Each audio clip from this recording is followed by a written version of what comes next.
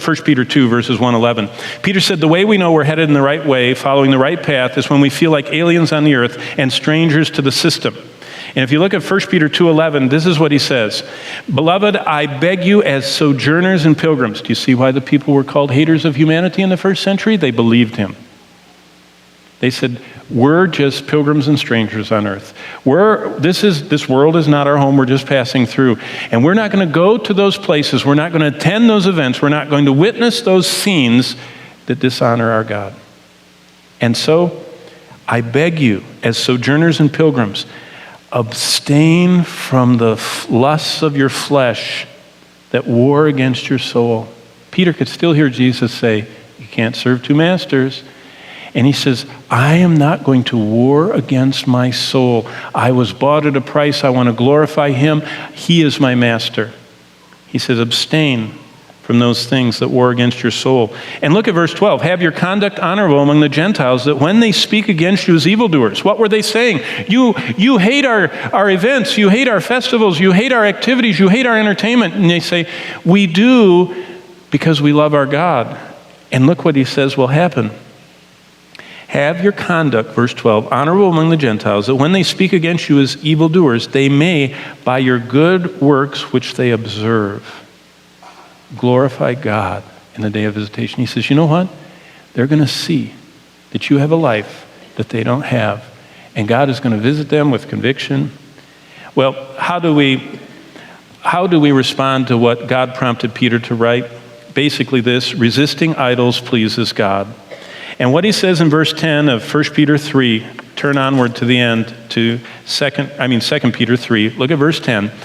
How do we resist idols and please God? The answer God wants from us is in verse 10, by living for what lasts. Live for what won't burn up. Live for what you can never lose. Verse 11, by living for what pleases him. John put it this way, I don't want to be ashamed that you're coming. Well, what exactly is Peter talking about that displeases God? And I want to close with this. We have exactly 4 minutes. Turn back to 1 John chapter 2. The last time you have to turn.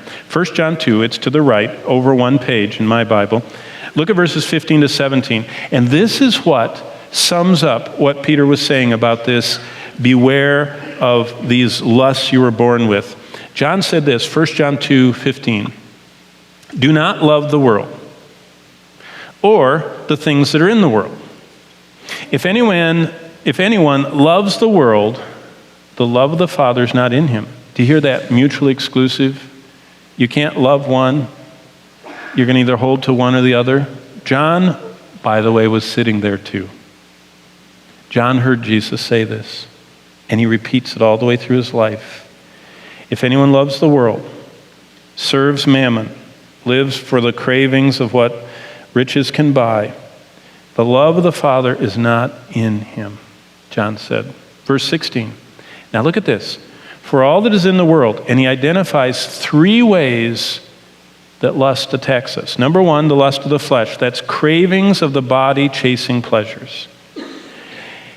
Our bodies crave for things and drive us to these pleasures, and we pursue them. That's called the lust of the flesh. Number 2, lust of the eyes. It's the lusting of the eyes chasing stuff. It's the finer things. Some people have baser desires, just cravings of their body. Others have refined desires. It's the craving of their eyes. It's nice, fine stuff. He said, watch out for the lust of the eyes, chasing stuff. And the pride of life, that's the boasting of our mouth, chasing status. And you know what he says? Chasing pleasure, chasing stuff, and chasing status, look at the end of verse 16, is not of the Father, but is of the world. And verse 17, the world is passing away, and all those lusts of it. All the pleasure chasing, stuff chasing, and status chasing is passing away. But look at the end. But he who does the will of God abides forever. Just like Lot's wife, when we long for what God has already said he's going to destroy, we displease God. You know how John ends 1 John? Verse 21 of chapter 5 says, keep yourself from idols. Don't let anything take God's place in your life, which makes it an idol.